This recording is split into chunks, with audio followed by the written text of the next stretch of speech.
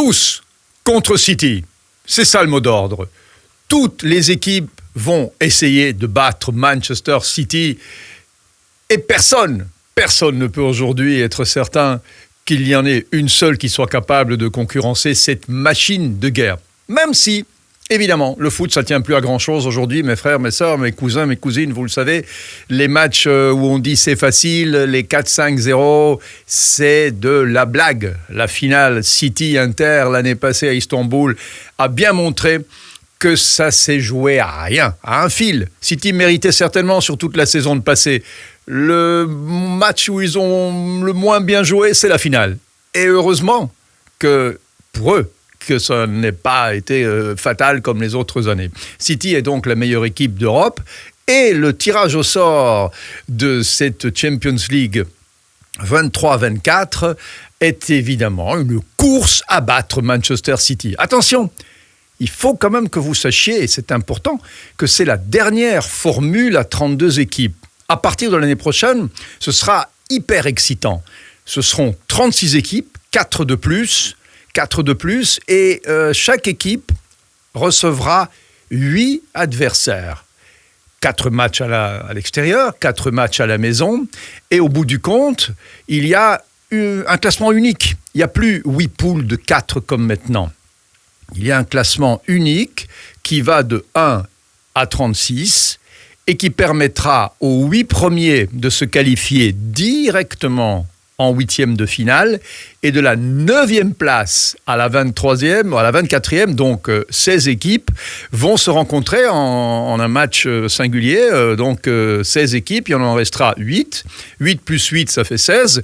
Et là, on rentre dans les éliminations directes, donc les 8e de finale, les quarts de finale, les demi-finales, la finale. Donc ce sera non pas un championnat où tout le monde rencontre tout le monde, mais c'est fondamentalement différent puisqu'il n'y aura plus 8 groupes avec 4 équipes, il y aura un classement de 36 équipes et chaque équipe rencontrera 8 équipes. Ce qui veut dire qu'il n'y aura plus 125 matchs à jouer, mais 189. Ce qui veut dire qu'il n'y aura plus quelque chose comme 3 milliards et 200 millions à partager, mais 30% de plus, donc presque 5 milliards d'argent frais pour les équipes qui vont faire partie de cette nouvelle formule de la Champions League.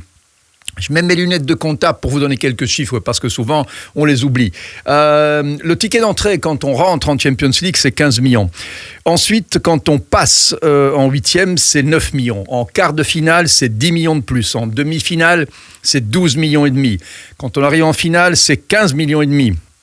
Plus 4 millions et demi si vous la gagnez, 3 millions et demi parce qu'on arrive à la Supercoupe quand on rencontre le gagnant de la Ligue Europa, et 1 million en plus si on gagne cette Supercoupe. Alors la victoire aussi, elle vaut 2 millions 8 et le match nul, presque 1 million d'euros, ce qui veut dire qu'on a toujours intérêt à gagner et que 2 millions 8 plus 2 millions 8, c'est évident que c'est mieux que 1 plus 1. Donc ça, ce sont les chiffres de la Champions League actuelle. Vous les augmentez de 30%, puisque les recettes vont augmenter de 30% en 24-25. On visualise cette formule extraordinaire de 36 équipes au lieu de 32, de ce classement général qui va faire un mini-championnat, plus que 8 poules, et on s'imagine que tout le monde va courir derrière City pour mettre l'ogre de Manchester au sol, l'équipe de Guardiola qui a tout raflé l'année passée, sauf la Community Shield, je pense, au penalty. Mais ils ont tout gagné, hein, le championnat, la Coupe, la Champions League, la Super Coupe, ils ont tout raflé. Et manifestement, c'est l'équipe à battre. Est-ce que City est plus forte que l'année passée ? De Bruyne est blessé, Gundogan est parti, c'est vrai que ce sont des joueurs importants, mais Bernardo Silva est resté, Mahrez est parti aussi, et c'est pour ça que Bernardo Silva est resté.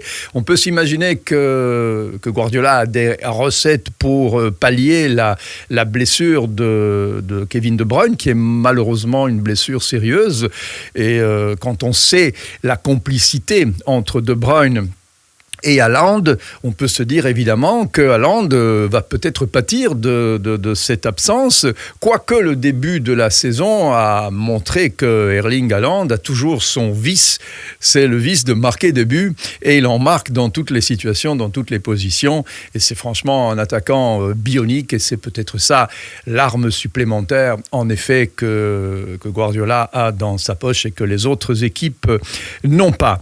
Donc, si la Champions League est la cerise sur le gâteau que le foot à l'ancienne a gardé, parce que c'est vrai que l'attaque de l'Arabie Saoudite, elle est vigoureuse, hein, elle est méchante, elle est solide, mes frères, mes sœurs, cousins, cousines, ça fait mal hein, quand ils viennent avec des dizaines, des centaines de millions prendre les meilleurs joueurs. Tous les ballons d'or maintenant sont en Arabie Saoudite. Messi, Ronaldo, Benzema, il en reste plus beaucoup en Europe des ballons d'or. Donc pas Messi. Messi, il est parti en MLS. Donc lui aussi, il regarde la Champions League comme un vieux souvenir. Donc c'est vrai, la Champions League sans Ronaldo, sans Messi, sans Benzema, c'est une Champions League nouvelle. On a quelque part traversé, transpercé une génération et on est rentré dans un nouveau monde.